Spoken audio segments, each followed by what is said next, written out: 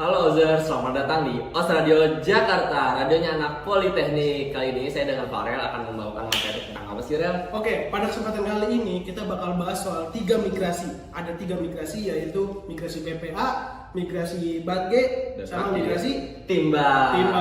Buat yang penasaran, cek this out. Apa itu migrasi BPA? BPA adalah bahan kimia yang digunakan dalam pembuatan plastik polikarbonat dan resin epoksi.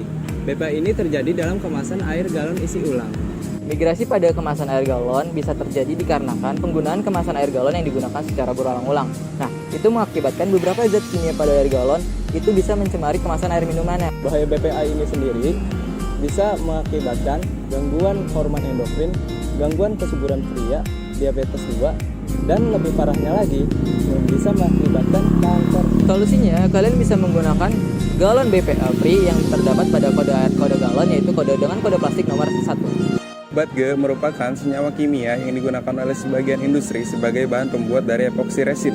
Epoksi resin merupakan resin sintetis, salah satunya adalah laminasi. Bagaimana migrasi BATG bisa terjadi?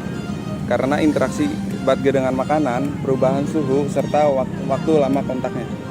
Lalu, bahaya dari batik itu sendiri yaitu dapat menghambat perkembangan otak dan janin, gangguan pada reproduksi manusia, dan dapat mengakibatkan kanker. Lalu, apa sih solusi dari batik itu? Yaitu mengurangi konsumsi olahan kaleng, pilihlah makanan yang fresh, lalu pilihlah produk dan kemasan yang bebas batik.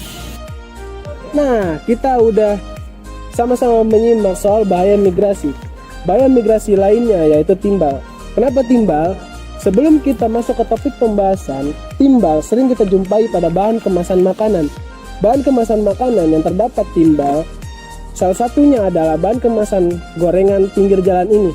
Kemasan yang mengandung tinta jika digunakan untuk mengemas bahan makanan yang berminyak seperti gorengan, maka minyak panas pada gorengan akan melahirkan timbal. Secara otomatis, timbal akan bermigrasi ke makanan. Dan makanan tersebut atau makanan yang sudah terpapar timbal akan dikonsumsi oleh manusia atau konsumen. Bahaya pada paparan timbal itu tidak baik untuk kesehatan.